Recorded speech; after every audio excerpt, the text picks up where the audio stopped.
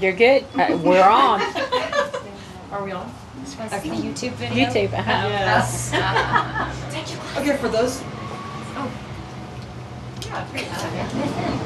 For those of y'all that don't know, this is Amy Home with the Make-A-Wish Foundation of Central and South Texas, and we want to present you with this in honor of the ribbon cutting today. Thank you for joining the chamber. Tell us a little bit how you got involved in that and what all they do. Make-A-Wish? Yeah. Okay, the Make-A-Wish Foundation grants the wishes of children with life-threatening illnesses, and we do that to foster in them and their families hope, strength, and joy, and that's what Make-A-Wish is all about. And we in the San Antonio area, which Boerne is a part, have really been expanding in the last 6 months to a year. We're adding staff.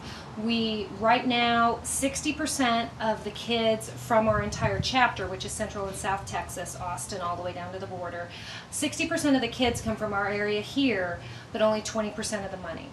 So we're expanding and talking to more companies and individuals about Make-A-Wish and just trying to get the word out there. We're looking for volunteers, especially Spanish-speaking volunteers. We have about 140 kids on our waiting list, and some of those kids are on the waiting list because we don't have Spanish-speaking volunteers to interview them. So lots of volunteer opportunities. We'd love for you guys to get involved. We just got a new kid from Boerne on our waiting list last week, a little 12-year-old boy with cancer. And one common misconception about Make-A-Wish is that all the kids die, or that they're all terminally ill. They're not. In fact, the survival rate for kids who've had a wish is much higher than for the same kids with the same types of illnesses that haven't been through the program. So it really gives the kids and the families a chance to forget that they're sick for a little while, and that makes a huge, huge difference for them and their families. Can I ask you a question? Sure. What are some of the more unusual wishes, Amy, that some of the children have had? Well, actually, one of the wishes that we're working on right now is a little girl who wanted to ride with a famous jockey. She actually wanted to do that at the Kentucky Derby, but that's kind of what we call a double wish, and we don't do double wishes. Like, you couldn't wish to meet Miley Cyrus in Hawaii. You either wish to meet Miley Cyrus or you wish to go to Hawaii. So, but our wishes, they fall into 4 categories. I wish to meet, like someone famous. I wish to be, like you want to be an astronaut or you want to be a police officer.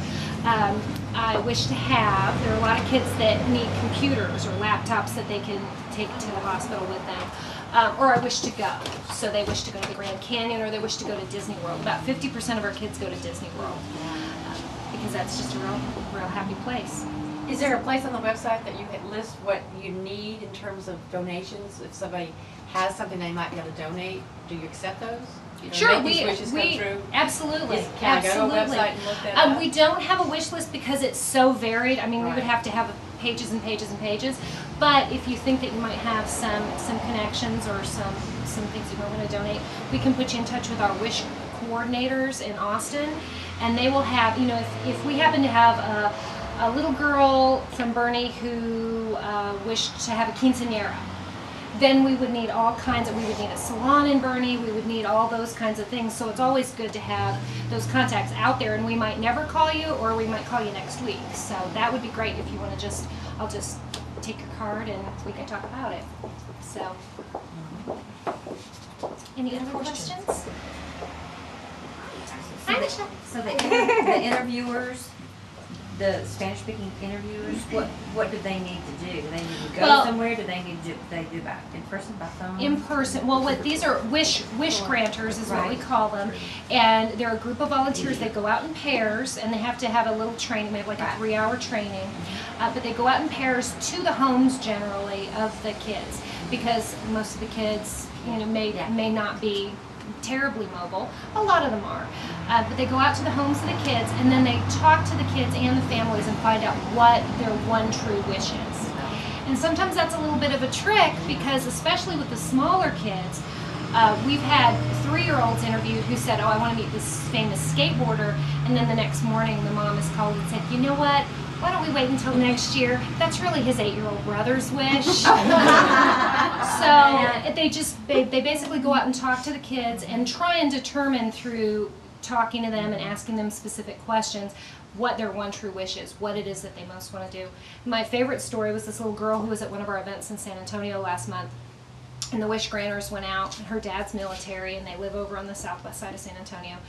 And I don't know why I'm still holding this up like that. But For the internet. yes, for YouTube.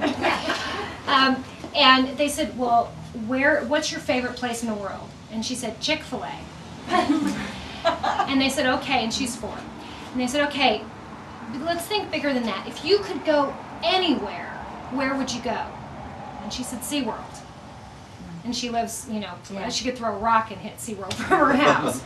So she ended up going to Disney World, but that's something that those volunteers really have to talk to the kids and find out what they like, and she liked princesses, and so eventually it came to Disney World, but we would, even if you don't speak Spanish, we always need more volunteers, especially in the hill country, because you guys up here fall in that gap between San Antonio and Austin, where our Austin volunteers wouldn't necessarily want to drive to Kerrville, and our San Antonio volunteers would, but it takes a little more convincing. So, do both spouses go, or just pick one spouse, or the child go? It's the whole family. Wow. It's the whole family. So it depends upon how large the family is, obviously how many folks go, but it's everybody that lives in the house that's a part of the immediate family. So sometimes that can, that gets expensive for us if it's a big giant family, but generally it's 4 or 5 people that go. So, and the average cost of a wish is $5,000. So we have folks that adopt wishes, companies and individuals that adopt wishes, or organizations. I know you're in the Rotary, right? Yeah, you gotta pitch us. Yeah, absolutely. President, Because a right, lot of organizations will adopt a wish as an organization like that and then raise the money. And with that, you can be as involved or as uninvolved as you want. You can look at our waiting list and pick the child, or you can say, I want the kid that can't wait, or the kid that's been on the waiting list the longest. Or if you love horses, you might pick the girl with the jockey wish, or those kinds of things. You can pick that, and then if it's a trip, you can do the departure party. Like, you could say, okay, Johnny wants to go to Disney World, well, we want to adopt his wish and have his departure party at the Hungry Horse. And then, be as involved as you want. So that's one of the great things about volunteering with Make-A-Wish, is that there are no, you don't have to do 4 hours a month or 8 hours a month. It's whatever you feel comfortable with and as involved as you want to be. So let's cut that ribbon. She's like, I'm done talking. We'll go around and let everybody introduce themselves. Matt, you go ahead. Mass Tackle, ABC Home Commercial. Missy Badness, Tri-County Home Health. Vanessa with the Ranch Radio, the ambassador with the chamber. Sean with Hungry Horse and the Boerne Sunrise Rotary. Welcome. Celia Wisnut with Fishbite Promotions.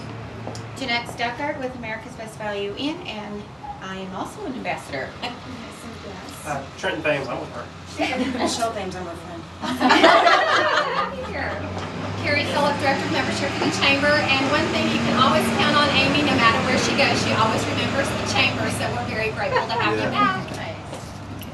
Teresa with TNT Cleaning. Lorena with Fishbite Promotions. Paula White with the Chamber of Commerce. Jennifer Hernandez. I've donated in the past. Trish Cole with Insane Magazine.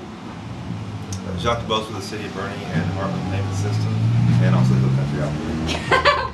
Wait till he gets all his associations. And I'm Juliana Boxwell with Jefferson Bank. Okay.